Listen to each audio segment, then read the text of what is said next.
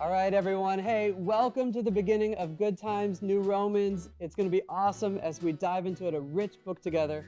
I'm here with awesome friends, Pastor Albert and Pastor Kev. Thanks for joining, guys. It's a pleasure. Good to be here. All right. Hey, we are starting a journey together over the next few weeks, diving into this book.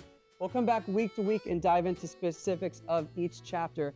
But for now, as we know, as we're just starting to read and listen into the book, we want to get some context into what we're reading, help understand what's going on in the scene, why this letter is being written, who wrote it. So let's kind of just start there, big picture, guys. Like, who, as we read this, maybe for the first time, some of us, who wrote this and maybe why did they write this letter? Yeah, I'll take that softball question, the easiest question to answer. The person who wrote this, most scholars agree, actually, majority of scholars believe is Paul himself. So the Apostle Paul was a persecutor of the church. He was a Jew of Jews. He was really religious in how he lived his life and respected for that, and was actually participating in some of the first persecutions of the church that's recorded in Acts. And then he had his life completely transformed when he was approached by Jesus, and then he became Paul. He was actually formerly known as Saul, and then he became known as Paul. And he really had a burden on his heart to bring the gospel to the Gentiles. If there's one really... Well, what's a Gentile? Gentile is a non-Jew. Okay. Sorry. So he is very... If I had to think of one title for Paul that I will always remember is that he is the apostle to the Gentiles in a very divisive time in the early church. Yeah. Right. So as Kevin said, Paul, his original name was Saul. When he became known as Paul, he was also known for being a missionary. I found in the internet a chart that I adapted. You don't need to see the details, but this is a really... I thought you made this chart. This is from the internet? It's from the internet. Okay. I adapted it. So this is a chart that I really like. I also use it for my classes. Right here, you can see Paul's first missionary journey, second missionary journey, third missionary journey. And some scholars believe that he then went to Spain. He was imprisoned. That was called the first imprisonment. Later, he was released. He went to Spain and he was captured again, and then he died at a later time. So I really like this because it just tables out the life of Paul as a missionary to the Gentiles. And down there, you can also see the 13 letters that Paul wrote. So he was a really, really important missionary and also a very important letter writer in the New Testament. Yeah, this is awesome context as we dive into Romans, because you're going to find that this guy who wrote this letter has credibility. He understands what the Jewish world was facing, what the thought was, but also can build a bridge, because he's given his life many times almost so that Gentiles may know. So he's in that world. Exactly. And so we are reading a letter from a bridge builder and someone who understands both sides of a conversation that we're about to enter into. Yeah. So that's the who. I mean, Paul's incredible. We could spend a few hours on him. But let's kind of talk about the when in history that this is happening, because there's some big things happening around the decades that this letter is written. I mean, if we go past this letter, if you think just a few decades later, at the moment this letter is written, the temple is still standing in Jerusalem. The Colosseum is about to come just 10 or 20 years later. I think it was finished in 80 AD. But let's kind of talk what led to this letter in the context, maybe the decade right before this letter. I think there was something quite memorable and historical that happened that led to this letter from Claudius. So I don't know if we want to give context to that, but I think that will help our audience understand why Paul wrote what he wrote. I think from what I understand, there was a period of time when Emperor Claudius just expelled all the Jews from Rome. So that was the time when Aquila and Priscilla went to Corinth. And that was also where Paul met this couple. And together they became missionaries. They worked together, they lived together, they shared the gospel together, and they became lifelong friends. At a later time, they left Corinth, they went to Ephesus, and eventually the couple went back to Rome. So that was a very important time when this couple and Paul, they do missions together. Wow. So all that only happened, we read in the New Testament, because of Claudius expelling all the Romans. Yes. Or all the Jewish people in Rome. Yeah. Oh, And you see an interesting dynamic that helps give you context for why Romans is written the way it is written, in that there are really two people groups that are spoken to. There's Jewish Christians and then there's Gentile Christians, again, non-Jewish Christians. And so there is a lot of tension in how the two people groups work together in this. They're trying to do church as a unified body. So there's a lot of tension. Now, when the expulsion of the Jews comes, you have all the Jewish Christians expelled, Priscilla and Aquila, and now by and large, most of the church in Rome for that 5-year period instantly changes the demographic. Gentile Christians. And so they start to worship and do things their way. And finally, after the 5-year period, the Jewish Christians come back. They come back to a church that is very different than what they remembered. And there's that tension that's boiling over. That's interesting. So we are part of an international church. A lot of backgrounds here. For the most part, it's pretty seamless, pretty easy. Why would there have been a tension between maybe the Jewish Christians and Gentile? What was so different? What was hard that they couldn't just show up and operate how they wanted? What part of their history or legacy or what they were used to? Yeah, I think there are multiple reasons. You know, one is, of course, as you know, if you come from this culture and you come from this culture, even though we might be Christians together, but we are very different. So that is one reason. The other reason that I think is most important is about time. You know, there were 5 years when all the Jews were being expelled away from Rome. So within that 5 years, the church was run as a Gentile church. You know, 5 years is not a very short time. All the things has been rearranged according to what they want. I mean, what the Gentiles want.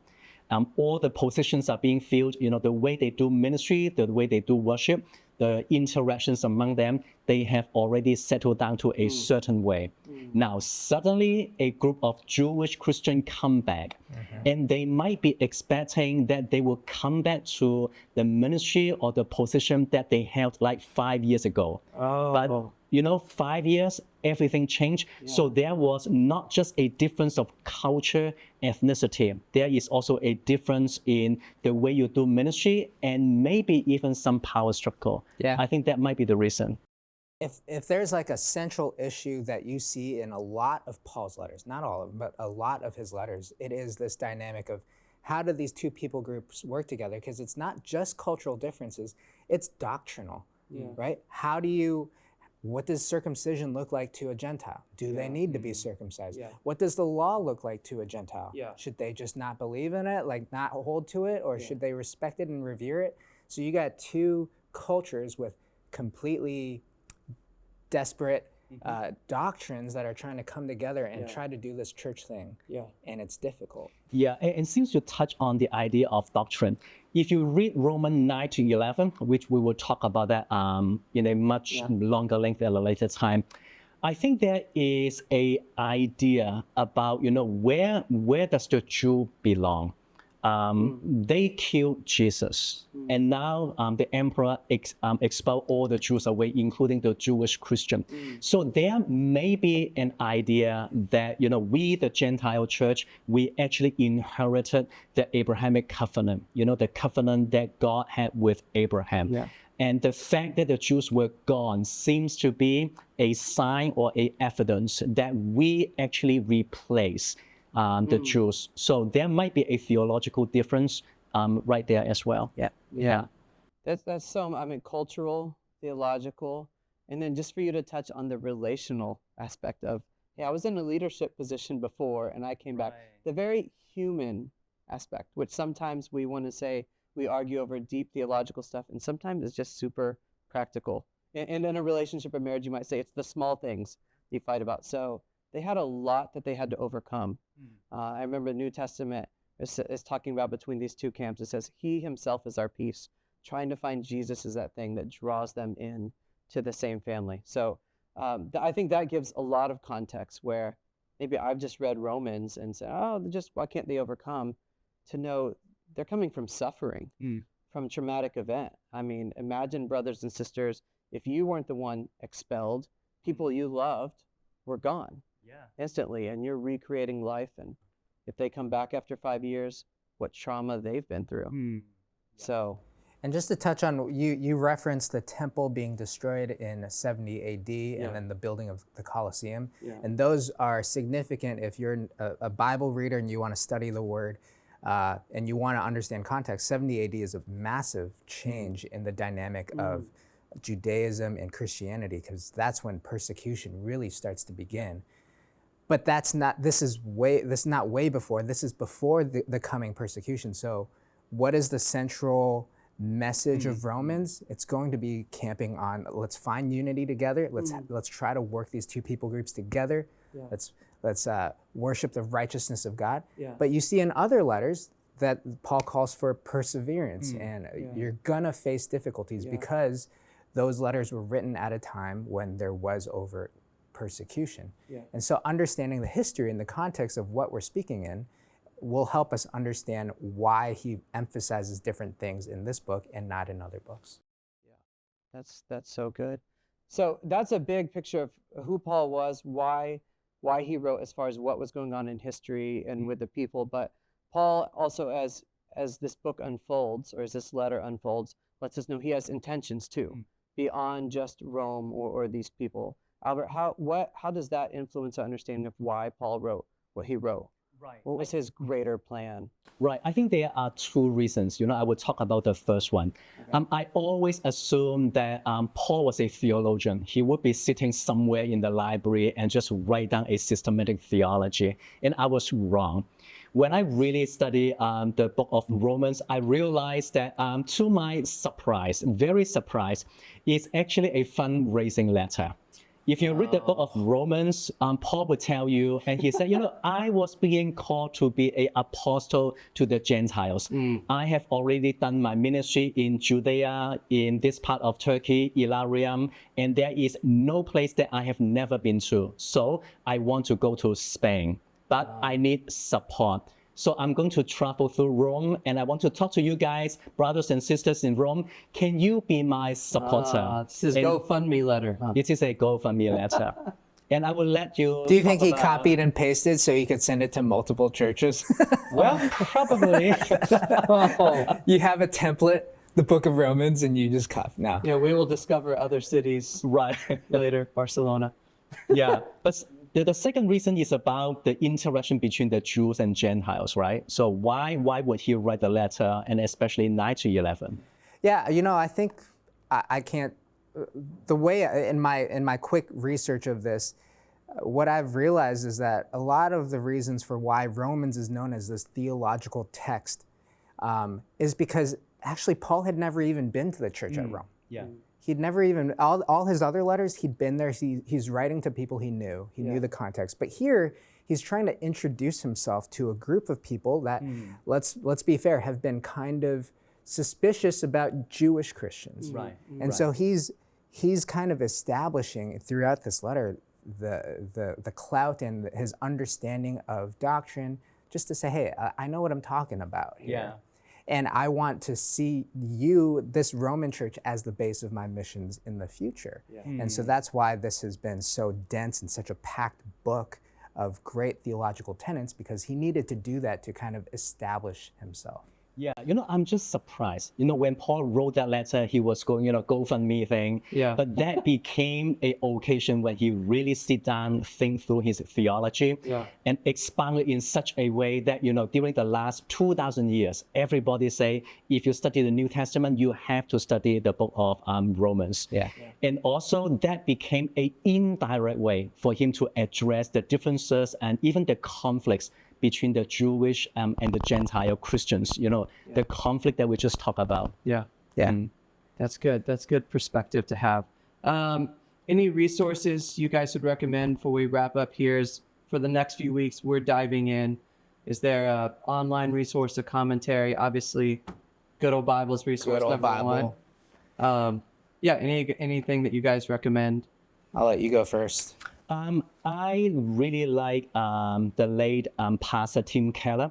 He has 2 books. So this is called Romans for You. So this one is chapter 1 to 7. This one is 8 to 16. I really like it because it has really good research, but at the same time, it is extremely, extremely practical. So I would highly recommend you go for this one if you don't have any other reference book. Yeah, and if you want to go deeper and you want to delve into the world of commentaries, I like to use the Word Biblical Commentary as well as the New International Version commentary. To whatever that, let's edit that. New International Commentary of the New Testament. Right. And so that's been helpful, as well as the New American Commentary. I use those. I cross-reference all of those. I have more time to be reading these things. You might not have them. They're quite expensive, but it really does unlock the book of Romans. Okay, but the most important thing, I would argue, the most important thing is that you read the Bible. Yeah. You must go to the Bible to read it. And if you say you don't have time to read it, you can be just like me. I would just use the app called Bible.is or any audio Bible app. I will put on my headphone when I take a bus, when I go to MTR. I can listen to most of the book of Romans multiple times so that it won't be just one verse, but the whole idea. Yeah. If you can listen to the whole book in one setting, listen to it multiple times, you will really, really get an overview of the whole book. And I can guarantee you, you will not regret it. Yeah. And let me tell you, if you're watching this, you're watching it on YouTube, we have someone who has curated that so you can listen through either down or above. You'll find each chapter you can be listening through the book of Romans. If you're also on YouTube, especially if, I'm not even going to say if you're new, it is good for everyone. Bible Project is a resource I would recommend. Bible Project, Romans, it will take you through and give you an overview. It is so good. And finally, on the screen, we'll put Pastor Albert's WhatsApp number. Just ask him any questions that you have any time of the day. Best resource I know of. My name is Paul Eric. Yeah, so that's good. Hey, let's close with this because we mentioned kind of the history of what's going on and understanding just a decade or two after this, Nero's going to come, persecution is going to come. And while Paul didn't know this and those in Rome didn't know this, God knew this. And so I feel like this letter was written for a purpose to prepare his people for what God knew was going to come. I trust the same is true for you. As you dive in these few weeks into the book, God knows what's coming in your life, and he can use this to prepare, to build, to strengthen you, and help you become more in love with him, more dependent on him. So just trust this process. Trust a God who has revealed himself to you and is preparing you for eternal life with him and then for the next steps to come. So it's going to be a good few weeks together. Hope you guys love the book of Romans, and we'll see you next time for Good Times, New Romans, Part 2. See ya.